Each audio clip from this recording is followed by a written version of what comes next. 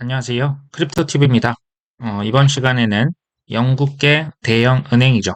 스탠다드 차터드에서 비트코인이 올해 7천만 원, 내년 1억 6천만 원 간다. 이더리움 가격 예측도 함께 했는데요. 한번 살펴보시죠.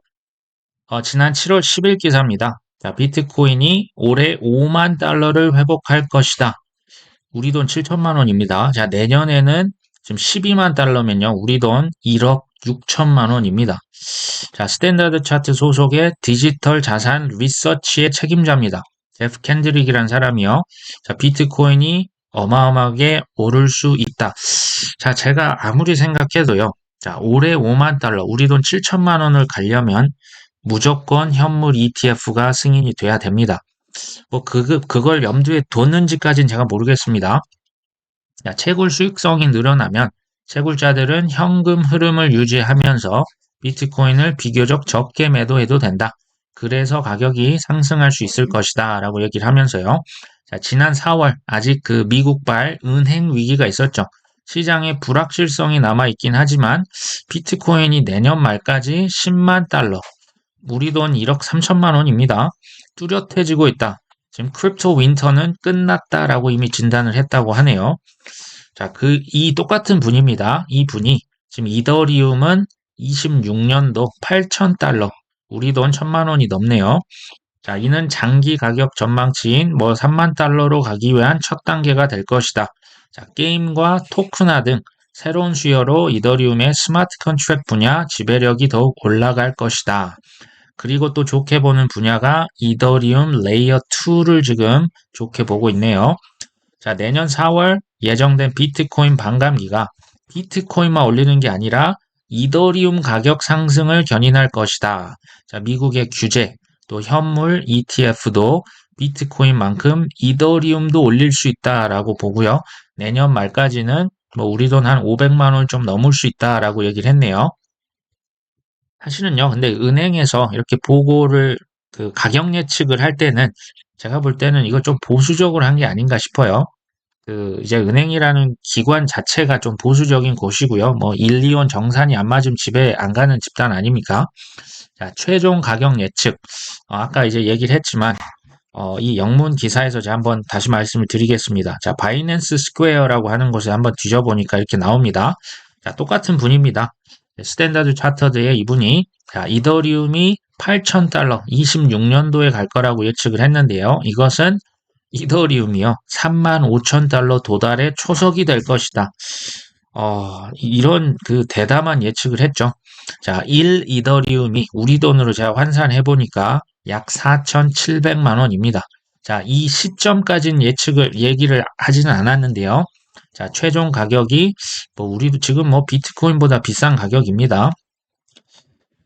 그러면서 그 세 가지 이유를 언급을 했는데요. 자, 첫 번째는 스마트 컨트랙트. 지금 여러 가지 앱들이 지금 거의 다 이더리움 위에 가장 먼저 얹혀지고 있죠. 자, 두 번째는 게임 산업에서 지금 여러 가지 아이템을 사고 파는 그 거래 자체가 지금 대부분 이더리움 위에서 이루어진다. 세 번째 이유가 토크나이제이션입니다. 그러니까 이제 자산의 토큰화죠. 전통 자산이 디지털 자산으로 바뀌는데 이 이더리움 위에 얹혀진다. 우리가 생각하는 주식, 채권, 부동산이 토큰 위에 얹어지는데 그때 사용하는 블록체인이 뭐다? 이더리움이라고 하는 거죠. 제가 이런 표현 잘 안 쓰는데요. 미친 상승이 가능한 이유는 바로 저는 이 세 번째가 가장 크다고 생각을 하고 있습니다.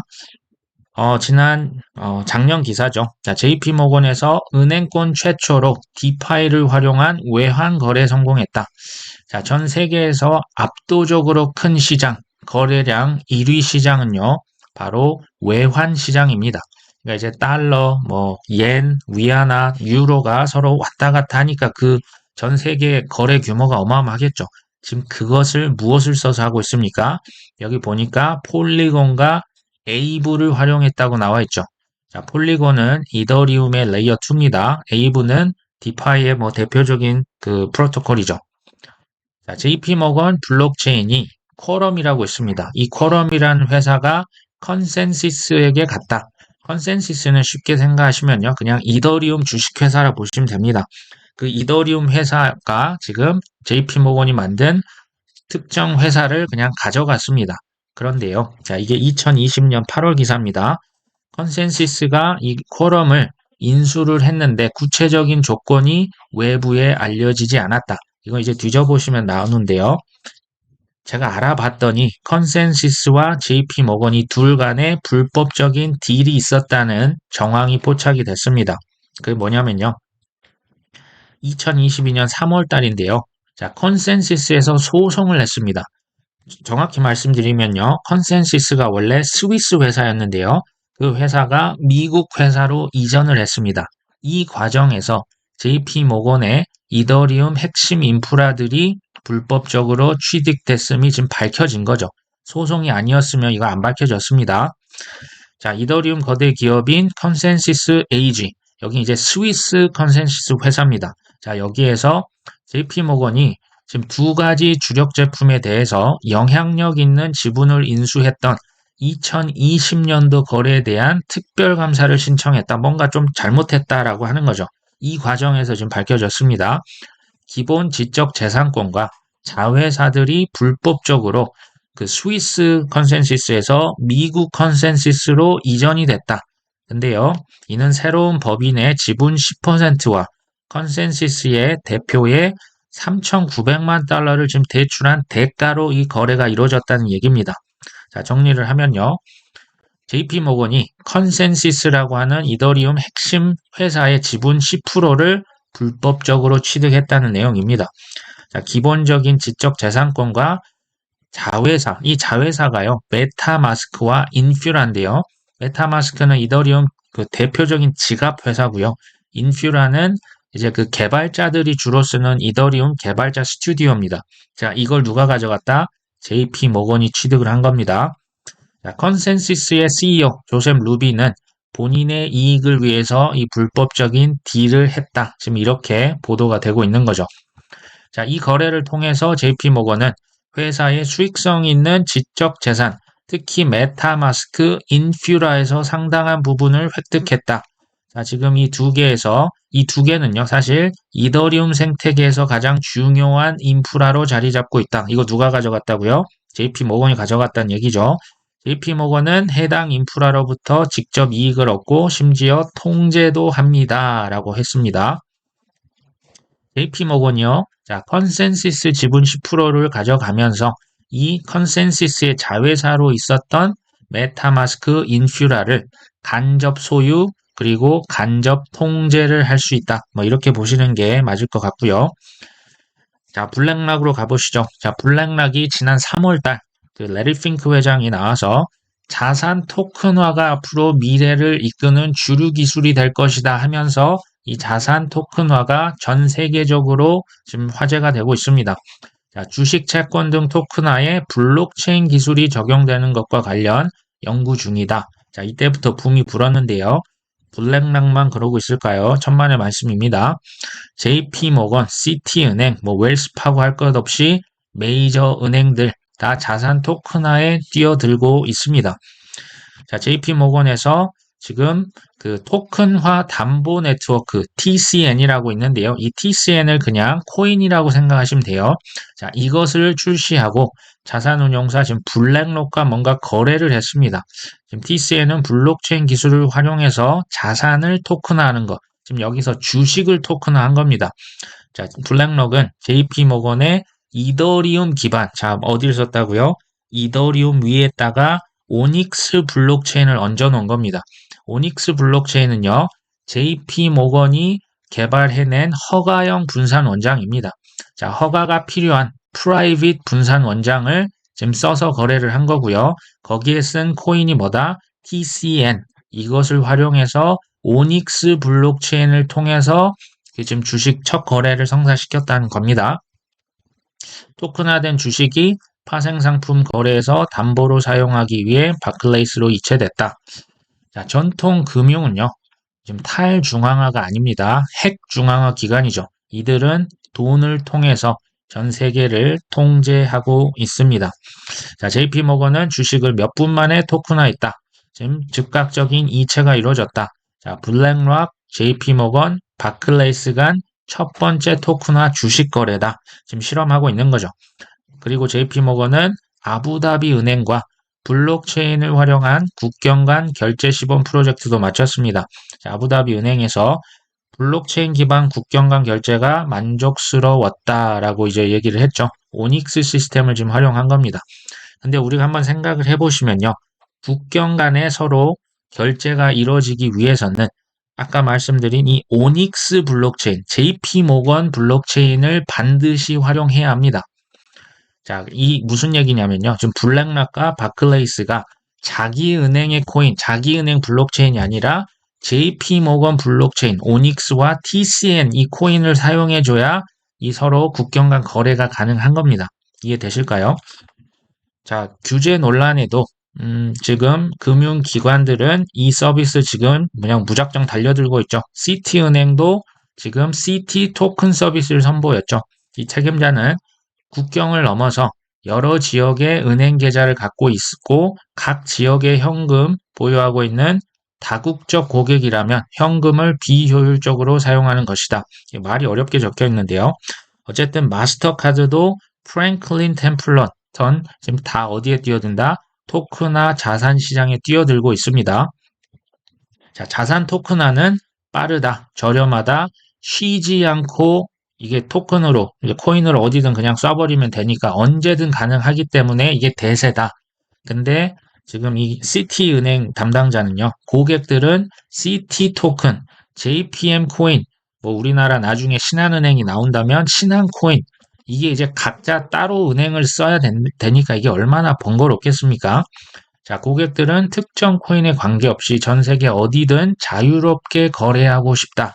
자, 이 내용을 아까 시티은행 담당자가 얘기를 했죠.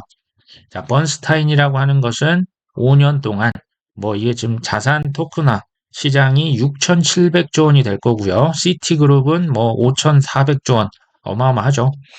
하지만 블록체인 업계는 이걸 별로 좋아하지 않습니다. 왜 그럴까요? 지금 탈중앙화와 아주 정반대로 가고 있죠. 폐쇄적이고 이게 프라이빗 블록체인, 허가형 블록체인 아까 썼었죠. 중앙 집중화된 시스템이라 기관들이, 당국들이 남용할 가능성이 높다. 자, CBDC도 똑같습니다. 이거 국가위에서 남용될 가능성 높고요. 나중에 법안 나오면 우리 좀 반대하는 운동까지 사실 좀 펼쳤으면 합니다.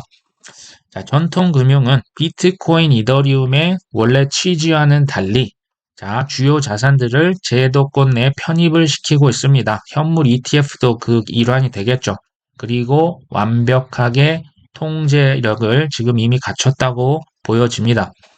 이건 또 다른 기사입니다. 지금 아까 그 얘기한 그건데요. 자, 주식과 채권 등 자산을 토큰화해서 효율적으로 사용할 수 있을 것이다. 그리고 JP모건이 이런 얘기를 합니다. 최근에 코인 쪽 그 망한 회사가 많아서 고객들이 좀 소극적인데 토큰화 금융 상품 및 기술을 여러 차례 강조를 했다고 합니다. 자, 근데 여기서 재밌는 일이 벌어지죠. 내가 얘기를 해봤더니 고객 중 99.9%는 코인이 아니라 토큰화 금융 상품에 관한 것만 얘기하더라. 자, 이거는요. 앞의 내용은 다 사실인데 이 내용은 거짓말입니다. 이게 이제 예전에 블랙락 CEO도요. 이제 그 어떤 인터뷰에 가면 사회자가 꼬치꼬치 끝까지 묻습니다. 고객들이 그래도 비트코인, 뭐 이더리움 투자하고 싶어 하는 관심이 있지 않냐? 끝까지 물어보는데 블랙록 CEO는 눈 하나 깜짝 안 하고 코인에는 1도 관심 없고 블록체인 기술만 혁명이다라고 지난 5년 동안 떠들어왔죠. 근데 지금 어떻게 했습니까? 현물 ETF 승인이 목전에 있죠. 자, 이 말은 지금 거짓말입니다. 이런 거 속으시면 안 되고요. 좀 자세한 내용은 제가 이전에 만들어 놨던 이 영상을 좀 참고를 하시면 됩니다. 좀 자세하게 얘기를 했었고요. 자, 시티그룹에서 디지털 자산, 이 코인 서비스를 저번에 론칭을 시켰고요. 이걸로 무역에도 쓰고 좀 부유한 고객들, 이렇게 돈 관리를 하는 거죠. 여기 CNBC에서 이게 인터뷰를 했었는데요. 자, 이 인터뷰 중에 이제 여러 가지가 밝혀집니다. 자, CT에서 CT 토큰 플랫폼을 어디에 올려놨다? 이더리움 위에 올려놓습니다. 이더리움 위에 플랫폼을 얹은 겁니다. 지금 스테이블 코인 크립토 규제 법안이 있는데 이게 지금 통과가 아직 안 됐기 때문에 이거 좀 통과가 되면 좋겠다라고 지금 언급을 한 거고요. 자, CT 토큰, 이게 ERC20, 이건 이제 이더리움 프로토콜 활용해서 여러 가지 하는데 나중에 더 광대한 디지털 서비스를 제공하고 싶다. 여기서 재밌는 얘기죠. 고객들은 특정 은행의 코인, CT은행 코인을 사용하는 거 원치 않습니다. 이거 번거롭잖아요. 은행마다 이게 바뀔 때 얼마나 번거롭고 귀찮습니까? 미 연준, 세계 중앙, 민간 은행들과 자유롭게 돈 거래하는 것을 원합니다. 저도 그렇습니다. 정확히는 서로 그 코인들과 상호 호환이 돼야 됩니다. 뭐 바꿨다 왔다 이게 좀 빨리빨리 돼야겠죠. 근데 여기서요. 사회자가 1,000만 불짜리 질문을 합니다. 지금 CT는 지금 규제 등 이유로 이더리움 허가형 블록체인만 사용하고 있다. 자, 허가형은 허가를 해줘야 되는 거. 그러니까 이건 프라이빗 블록체인입니다. 자, 이걸 간단히 보시면 자, 퍼블릭 블록체인과 프라이빗이 있는데요. 퍼블릭은 쉽게 말하면 인터넷이라 보시면 됩니다. 전 세계 어디서든지 쓰실 수 있는, 누구나 쓸 수 있는 그게 이제 퍼블릭 혹은 비허가형입니다. 허가가 필요 없죠. 근데 프라이빗 블록체인은 이제 허가형 블록체인이라고 하고요. 어떤 특정 은행에서만 사용이 가능합니다. 특정 기업 내에서만 쓸 수 있는 그룹웨어 같은 겁니다. 자, 여기서 사회자 뭐라고 하냐? 혹시 미래에 시티은행을 비롯한 다른 은행들이 퍼블릭 블록체인을 활용할 가능성은 없을까요? 지금 다 프라이빗만 썼잖아요. JP모건은 오닉스를 쓰고 있죠. 근데 퍼블릭을 쓸 가능성이 없냐? 이 말은요. 이 얘기입니다. 지금 우리가 투자하고 있는 이더리움, 솔라나, 아발란체, 알고랜드 그 위에 얹어질 가능성은 지금 없습니까? 라고 지금 묻고 있는 겁니다. 자, 시티은행이 좀 담당자가 당황을 하지만 지금 인터뷰니까 답을 합니다. 자, 퍼블릭 블록체인 활용 여부는 전적으로 규제에 달려 있다. 아시다시피 지금 우리는 프라이빗 블록체인만 사용 가능하다. 지금 규제 때문에 퍼블릭을 못 씁니다. 하지만 미래 규제가 퍼블릭 블록체인에도 긍정적으로 바뀐다면 우리는 퍼블릭 블록체인 써서 다양한 사업을 전개해 갈 것입니다 하면서 굉장히 조심스러운 어투죠. 이게 지금 규제 당국자 지금 눈 밖에 나면 안 되겠죠. 자, 이 말을 좀 요약을 해보면요. 지금 규제 때문에 퍼블릭을 쓰고 싶은데 못 쓴다는 얘기입니다. 근데 나중에 규제 명확성, 지금 이더리움이 아직도 증권이라고 주장하는 한 기관과 대표가 지금 눈앞에 그려지시죠. 자, XRP는 이제 허가되지 않은 증권이라고 해서 지금 소송을 지금까지도 이어지고 아마 내년까지도 이거 이어집니다. 자, 게리 갠슬러 제가 말씀드리는 거죠. 지금 누군가에 의해서 지금 길이 막혀 있죠. 하지만 언젠가 명확해질 겁니다. 자, 그때야 비로소 전 세계 어디서든 이 자산 토큰화를 하는데 뭘 쓴다? 퍼블릭 블록체인을 쓸 수가 있어요. 그러니까 JP 모건 지점들끼리만 쓰는 게 사실 별 의미가 없잖아요. 전 세계에서 JP 모건에서 블랙락으로, 블랙락에서 우리나라 신한은행으로 왔다 갔다 하려면 프라이빗을 쓸 수가 없고 퍼블릭을 무조건 써야만 합니다. 자, 그게 이제 대표적인 게 이더리움이라는 거죠. 그때가 되면 이더리움 가격이 자, 제가 볼 땐 최소 2만 달러, 3만 달러까지는 갈 수 있지 않을까 생각은 하고 있습니다. 자, 스탠다드 차터드가 결국 최종적으로는 이더리움이 4,700만 원까지 갈 것이다. 이젠 좀 이해가 되시죠? 세 가지 이유 중에 지금 토크나이제이션을 제가 이제 주로 언급을 했던 것도 좀 이해가 되시지 않을까 합니다. 자, 이걸 이제 좀 제쳐두고라도요. 자, 지난 19년도를 보시면요. 이때 1월달, 자, 업비트에서 비트코인 400만 원부터 주워 담았습니다. 근데 356만 원까지 이때 떨어졌었고요. 자, 21년도 비트코인이 8,270만 원을 찍습니다. 자, 그 다음 이더리움은요. 사실 89,000원, 9만 원까지 내려갔습니다. 21년도 590만 원까지 갔었죠. 자, 23년도 지금 215만 원인데 어디까지 갈까요? 23년도 지금 비트코인 약 3,800만 원 정도 합니다. 25, 26년도 가격이 어디까지 갈 수가 있을까요? 자, 지난번을 한번 돌아보면요. 2년간의 비트코인이 무려 20배가 상승합니다. 자, 지난번 이더리움은요. 50배에서 60배 상승을 했습니다. 이건 팩트죠. 자, 2년 후에 자, 비트코인이 자, 이게 이제 바닥에서 사서 꼭지에 판다 불가능하잖아요. 자, 제가 반의 반을 지금 적용을 한 겁니다. 그러면 자, 2년 후 비트코인은 한 5배, 이더리움은 못 가도 한 10배는 가지 않을까.